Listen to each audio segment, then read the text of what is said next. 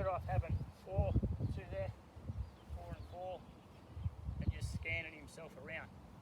I'm always pushing about how I want more coaches. I just don't want 1 or 2 coaches. I would like to have 4 coaches, and we're all on the same page, and we're all got the same terminology, same identification of each skill broken down. So just a couple of quick things. You know, Hamo's talking about it. You know, when you're talking to kids and you want them dipping, you want to use the legs. Really simple way you can get them to think about is if you stand there and lock your legs, lock your knees, and jump off the ground. Just jump off the ground. It's not possible. You get your kids to bend, all of a sudden that's where you're getting your power. He talks about boxing. If you're standing there and you're boxing, you don't dip. It's virtually like you're just trying to punch like that. But if you sort of get it down and then you dip here, it's like me throwing the punch from here and it's coming through. So when you said kids these days, because they're so, you just got to keep drawing in a picture for them. You can talk, but the more picture you give, the easier it is. And we just, for the simple one, it said stay tall, dip, hit, stick, and then drive. And then kids get in the head, and then it's process. So straight away we're giving you some tips. I'm talking about split, heel up, Caesar, sink. Thing I didn't mention was it's good even with your catch pass is the shoulders over knees. So straight away you're in a lean position, which gives you that power. So if I'm over there, then I go down and there. Same with the catch pass. If I'm catching pass and my shoulders over knees, I pass the ball. I'm ready to accelerate and support that ball as well. So that's why I'm big on. You'll hear me say a lot about boxing. You know, be a boxer. When you're in there, bang, bang, bang, in, boom, we drive through. So there are things there. And as far as all grapple and that sort of stuff, we can go all day with that, yeah? But the most important thing we want to do is get ourselves in a really good position.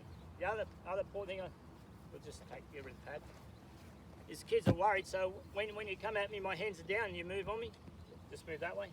That's what happens, when your hand's down. So what do you reckon is going to happen? Bang, hyperextension, shoulder problems. And we get a lot of shoulder problems. That's why thumbs on chest.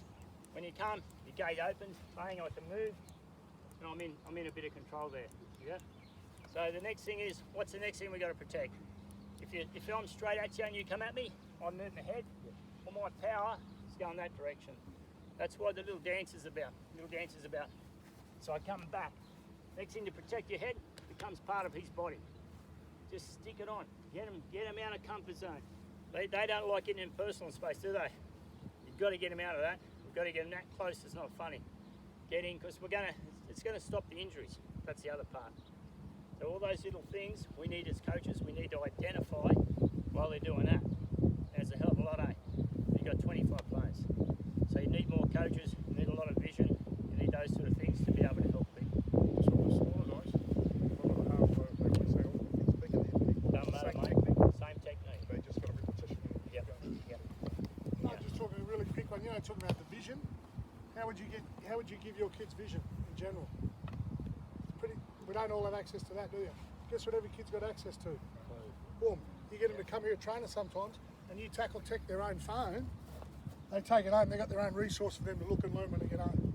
We're also trying to get out. Let's say we got 3 boys in the drill here, and he's waiting for his turn. We'll get him, keep your eyes on him, make sure he's doing the right technique. So they can tip him up as well. Now, hopefully, then that's how they start to learn the learn process. So, okay, so from when they come out, we're going to be doing this drill here. Then from this drill here, we're going to change a little bit. So here you go. So the idea is we now get in the middle. It's just a little bit more upbeat. So we start here. You're going to run around the cone up side by side. Side by side. When Potty says go, he's the coach. You run around the cone. Go. I run around here. Come in, and now we're sort of going. And we're trying to get into contact there. Whichever way you want to treat your grapple, whether it's knee lift, whatever, upright, get your hips in, lift him off the ground. That comes into a whole other different area. Okay? The idea is then to get them used to going in. We're not going to do heavy today because you've got a game tomorrow. We're not going to bash them. So as we come around, it's the other thing a lot of kids do, a lot of players do. When they get to here, they think, my job's done, and the first thing is they go, it's that. Remember, when we get to here, after that contact, that's the next most important thing, because that's got to be aggressive and it's got to be through. So when we get to here, it's not stop here, it's